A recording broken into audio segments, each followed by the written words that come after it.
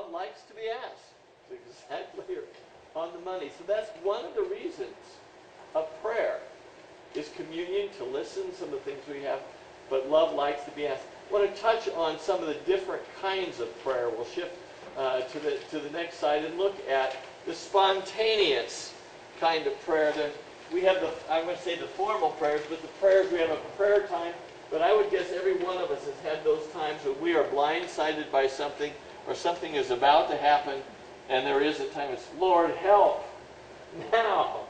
And Lord, help is probably the shortest prayer.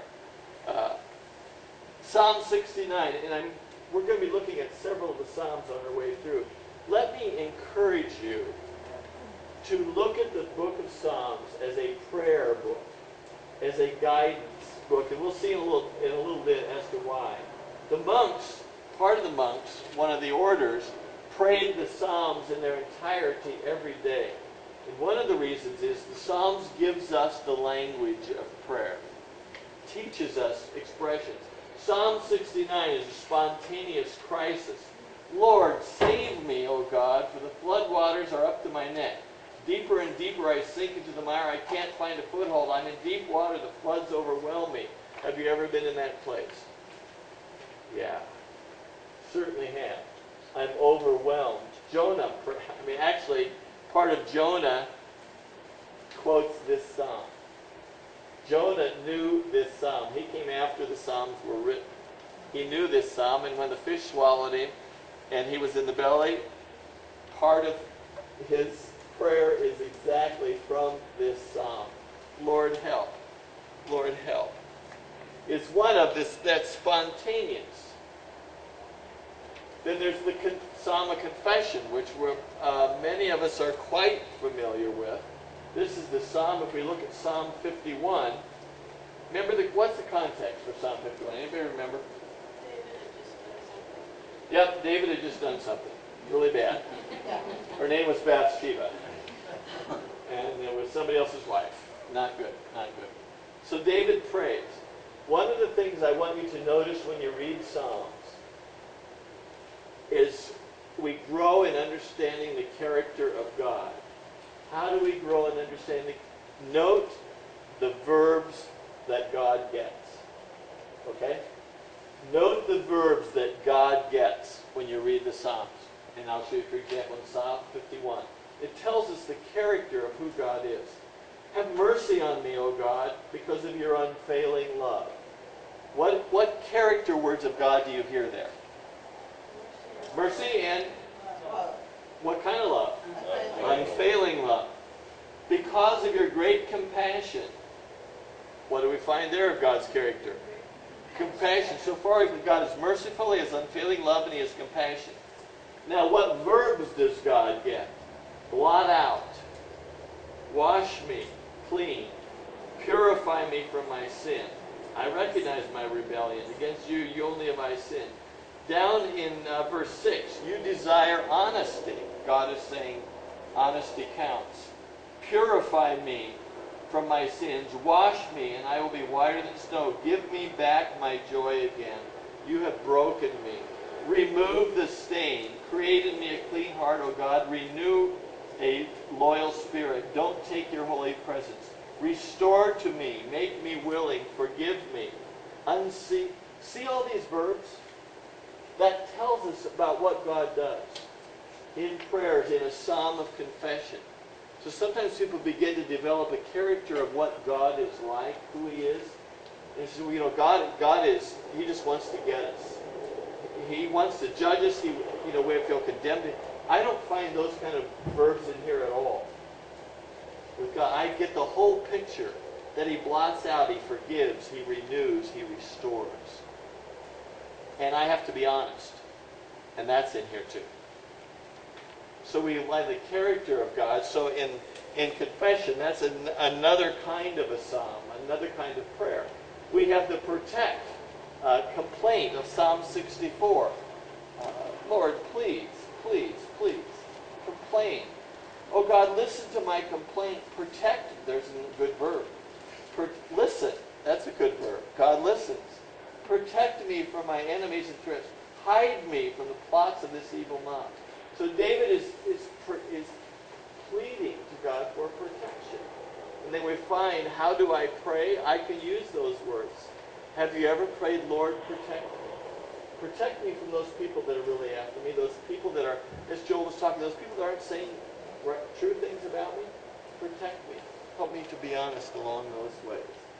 And then we have the petition. You might remember the story in 1 Samuel of Hannah.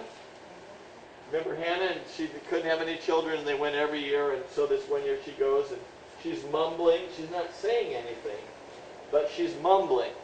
And Eli, the old priest, sees her mouth moving, and he thinks she's, what? Drunk. Yeah. She says, lady, get out of here. And she said, no, I'm pouring out my heart before the Lord. So what's happening there? There's not a verbal prayer coming out, but she's praying with all of her heart, pouring it out. We'll talk in a moment about the unspoken prayers at all. We have, in Psalm 59, a psalm of protection. Now, I won't look at the whole psalm, but there's a phrase in here. I don't know if you've ever been bold enough to pray this. In Psalm 59, rescue me from my enemies, protect me, rescue, save me, in the first part. But then down in verse 4, it says, I've done nothing wrong, yet they're preparing to attack me. Wake up! See what's happening and help me. Have you ever told God to wake up? Pay attention. Oh Lord, the heaven's armies, the God of earth, wake up and punish these hostile nations. Show no mercy to these. God, you're not paying attention. There's stuff going on here. Wake up! Have you ever prayed? I don't think I've ever prayed to God and told him to wake up. But the psalmist, see, in the language of prayer, it's out of the depth of our heart. The depth of our heart, and that's the beauty. There's wonderful theology. We learn about the character of God. But I read this psalm and I think, well, maybe it is okay that I'm perfectly honest. Lord, you really frustrate me. I keep praying about this and you don't do anything, as far as I can tell, about it. So, please, this kind of transparency and honesty is a part of prayer, and one of the kinds of prayer. When injustice is done, any of you have ever been wronged in business or wronged in a relationship, you know Psalm 37. It's again a heartfelt psalm from David in a difficult time. I just wanted to touch on in this prayer a commit in verse 5. Commit everything you do to the Lord. Trust him and he'll help you. He will make your innocence radiate like dawn and justice and so forth. Be still in the presence of the Lord. Wait patiently for him to act. And then here's some great advice in verse 8. Stop being angry. Turn from your rage. Don't lose your temper. It only leads to harm. Keep your mouth shut. Blowing up doesn't produce anything. And Psalm 37 is a great conversation that we can have with God. It guides our thoughts in the pattern and in the thoughts of the Lord along the way. Paul gives us some instruction in Philippians. Many of Paul's epistles have portions where they give guidance to prayer. If we look in the New Testament as well as in the Old, in Galatians, Ephesians, Philippians, Colossians, Galatians, Ephesians, Philippians 1:9.